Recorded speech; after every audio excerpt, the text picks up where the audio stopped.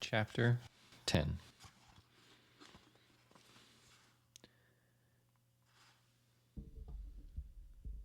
Ollie hadn't slept. Every time he closed his eyes, he saw the dust of the merchants' caravans as they left Watchful and an empty Riker home. Eventually, he'd given up trying, pushed aside the patchwork blanket, and welcomed the frigid air. He'd left well before light, he and Tuck making their way into the wood in the earliest hours of morning when the air was so cold it stiffened his joints and numbed his nose.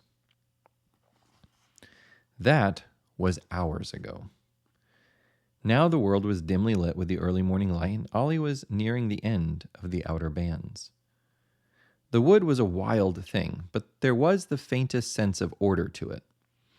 It was something like a circular lake, the edges of which were shallow and more tame, but as one got further out into the water, eventually the sand beneath their feet drops off, sudden and sharp. There the dangerous creatures swim, and they look for something to devour. In the wood, the shallow stretch of tame forest was called the Outer Bands. Tame for the Strayazar anyways. Beyond the Outer Bands was what the Strayazar called the Deep, and Ollie had avoided it since his father's death. He'd been playing in the shallow end of the water for years, but today he was forcing himself to swim. Between the Outer Bands and the Deep was a miles-long wall made of the same stone as the hilltoppers' homes.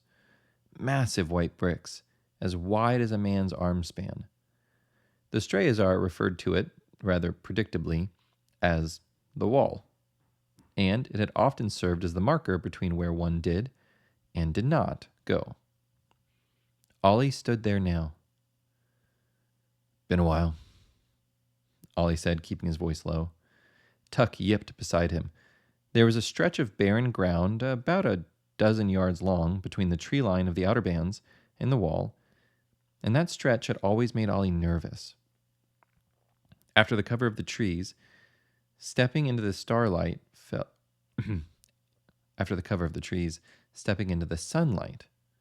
felt dangerous and vulnerable. As he stepped forward, Ollie couldn't help but look over his shoulder a half-dozen times, checking to see if any vines or beasts were stretching themselves out to grab him.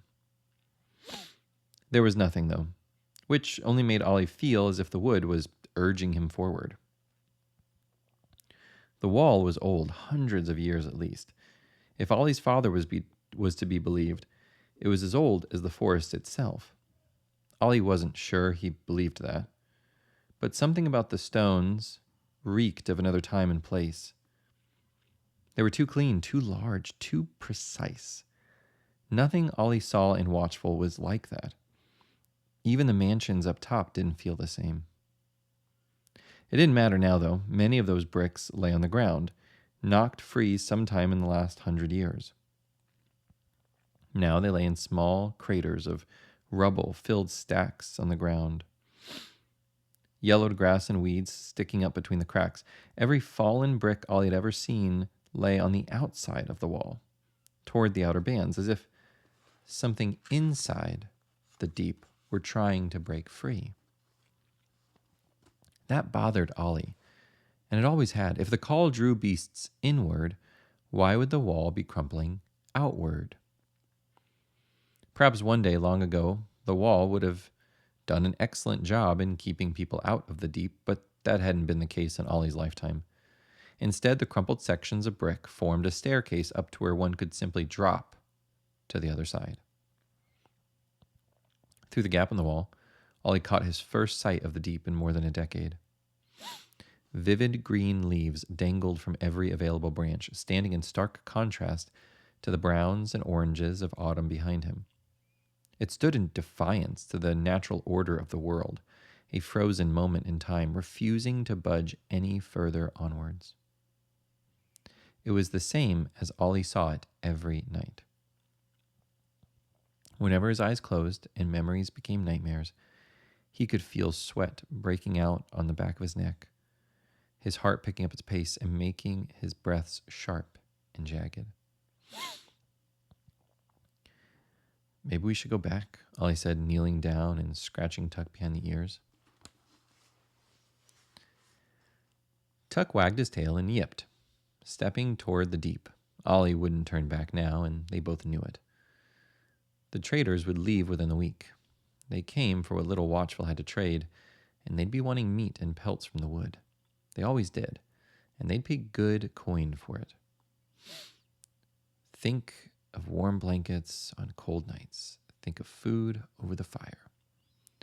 With a sigh, Ollie stood. His knees quivered, but he clenched his teeth and forced them still. He shook his hands and rolled his shoulders, working out the cold beginning to settle into his joints. Then he stepped up onto the first of the rubble, and he paused. Beneath the thin sole of his boot, Ollie could feel the stone. Not the outside coarseness of the rock, but something deeper, as if the rock were trying to say something, to cry out.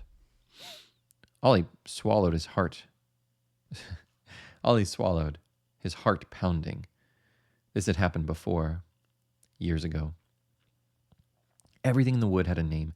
Everything had a language. Everything was alive in the realest sense of the word. Once, long ago, the Strayazar were less hunters and more namers, speakers. Those who communed with the wood. They had formed the language of the wild, and in this language they had spoken with all the beings of the wood. But over time, the wood had become dangerous, and as the Strayazar died, so too did much of the language. Ollie lowered his hand, placing the tips of his fingers on the rock's surface. Whatever it wanted to say, whatever primal call was inside of it, was either too muffled or Ollie was too deaf. It was like a distant moaning in his ears, a pained, vague noise. Ollie swallowed, then looked around.